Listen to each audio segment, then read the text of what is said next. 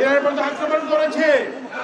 উদ্দেশ্য ইরানের পারমাণবিক কেন্দ্রকে ধ্বংস করে দেওয়া। আলহামদুলিল্লাহ ইরান সাহস করে প্রতিবাদ করেছে, পাল্টা আক্রমণ চালিয়েছে। ইরান এবং ইসরায়েল ইতিহাসে যা ঘটনায় তা ঘটেছে। আজকে তেল আবিব বিভিন্ন এলাকাতে আজকে বোমা পড়ছে, তারা বুঝতে পারছে বোমা মারার শাস্তি কতটুকু হয়। সাথে সাথে আমরা বলতে চাই, মুসলিম বিশ্বের শাসকরা এগুলো চুপ করে আছে। সোচ্চার হন, ঐক্যবদ্ধতার মোকাবেলা করুন। যদি ইসরায়েলকে আক্রমণকে প্রতিহত করা না যায়, তাহলে আপনারা আরব বিশ্বের কেউ থাকতে পারবেন না। আপনাদের দায়িত্ব হচ্ছে 200 কোটি মুসলমানদের পক্ষে দাঁড়িয়ে, ইরানের পক্ষে দাঁড়িয়ে আজকে ইসরায়েলকে প্রতিহত করা, তার ধ্বংস করে দেওয়া। তার পাশাপাশি বলতে চাই, ট্রাম্প সাহেব বলেছেন 2 সপ্তাহের মধ্যে তার সিদ্ধান্ত নেবেন। স্পষ্ট করে বলতে চাই, ইরান আক্রমণ শুধু আক্রমণ নয়, মুসলিম বিশ্বের আক্রমণ। মুসলিম বিশ্ব সহ্য করবে না। আপনি ক্ষমতার হতে পারেন, শক্তি থাকতে পারে, তো আল্লাহর শক্তির কাছে, উম্মার শক্তির কাছে আপনার শক্তি কিছুই না। তাই আজকে আমরা স্পষ্ট করতে চাই, আর মুনাফিকি করবেন না, বিচারিত আশ্রয় নেবেন না। মুখে গণতন্ত্রের কথা বলেন, শান্তির কথা বলেন, ইসরায়েলকে আবার সাহস দিচ্ছেন। তাই আমরা স্পষ্ট করে বলতে চাই, ইসরায়েল হোক আর আমেরিকা হোক, মুসলিম বিশ্বকে, রাষ্ট্রবর্গকে ঐক্যবদ্ধতার মোকাবেলা করতে হবে, বিকল্প নয়।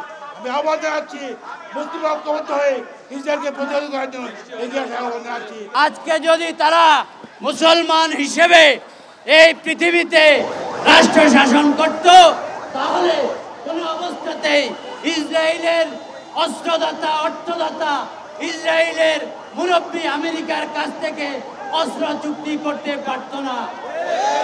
আজকে মুসলমানদের ভিতরে মুসলমানদের শত্রুরা বিরাজ করছে। তাই আমাদেরকে ঐক্যবদ্ধভাবে এক উম্মাহ, এক মুসলিম উম্মাহ হিসাবে বিশ্বের সকল মুসলমানকে ঐক্যবদ্ধ থাকতে হবে। তা না হলে আজকে ইরান হামলা হচ্ছে, কালকে পাকিস্তান হামলা হবে, বাংলাদেশও নিরাপদ থাকবে না।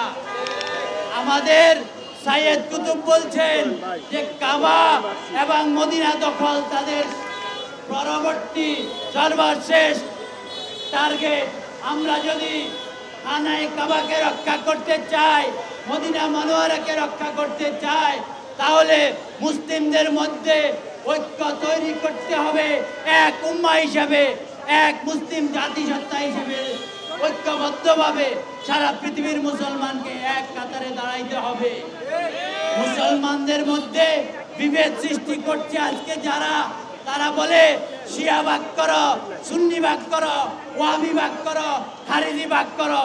প্রকারান্তরে তারা ইহুদিদের দালাল, প্রকারান্তরে তারা আমেরিকার দালাল, প্রকারান্তরে তারা মুসলমান উম্মার শত্রু।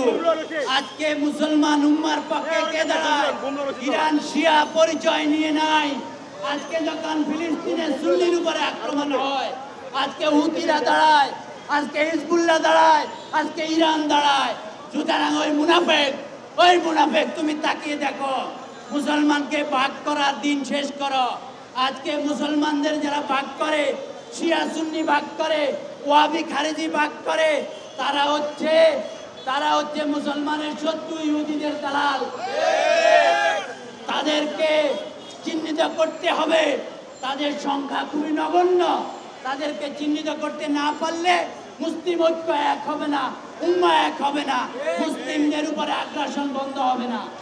মুসলিমদের উপরে যদি আগ্রাসন বন্ধ করতে হয়, পৃথিবীর সকল মুসলিমকে এক হইতে হবে। আমেরিকার মুসলিম, জাপানের মুসলিম, ইউরোপের মুসলিম, আরবের মুসলিম, পারস্যের মুসলিম আর এশিয়ার মুসলিম, সকল মুসলিম এক হইতে হবে। সকল মুসলিম যদি এক না হয়ে এই বিভক্তি থাকে, এই শিয়া সুন্নি ভাগ থাকে, এই পারস্য আরব ভাগ থাকে, কোনোদিন মুসলমান মুক্ত হবে না। আমাদেরকে ঐক্যবদ্ধ মুসলিম, এই ঐক্যবদ্ধ মুসলিমকে গণহত্যাকারী ইসরায়েলের, এই রক্ত পিপাসু ইসরায়েলের বিরুদ্ধে ঐক্যবদ্ধ হতে হবে।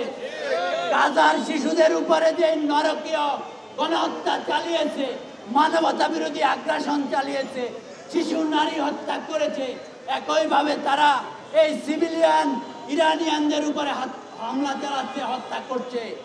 এই ইসরায়েল মানবতা বিরোধী অপরাধী, ইসরায়েল মানবতা বিরোধী শত্রু। ইসরায়েল জেনেভা কনভেনশন লঙ্ঘন করেছে, তাদেরকে মানবতা বিরোধী আইনে তাদেরকে বিচার করতে হবে, যুদ্ধ অপরাধের বিচার করতে হবে, গণহত্যার বিচারে তাদের আসামি করতে হবে। নেতানিয়াহু মানবতা বিরোধী অপরাধী, গণহত্যাকারী এবং আন্তর্জাতিক ওয়ার কনভেনশন, জেনেভা কনভেনশন লঙ্ঘন করেছে। নেতানিয়াহুকে অবশ্যই বিচারের মুখোমুখি দাঁড় করাতে হবে।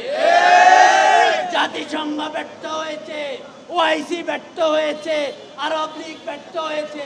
মুসলিম উম্মাহকে ঐক্যবদ্ধ হতে হবে, তা না হলে কারোই রক্ষা হবে না, কারোই রক্ষা হবে না। আমরা ঐক্যবদ্ধ মুসলিম উম্মার আহ্বান জানিয়ে আজকে যারা উপস্থিত হয়েছেন সকলকে মোবারকবাদ জানিয়ে আজকে জাতীয় বিপ্লবী পরিষদ, বিপ্লবী ছাত্র পরিষদের সকল নেতৃবৃন্দের পক্ষ থেকে শুভেচ্ছা, অভিনন্দন, মোবারকবাদ জানাই।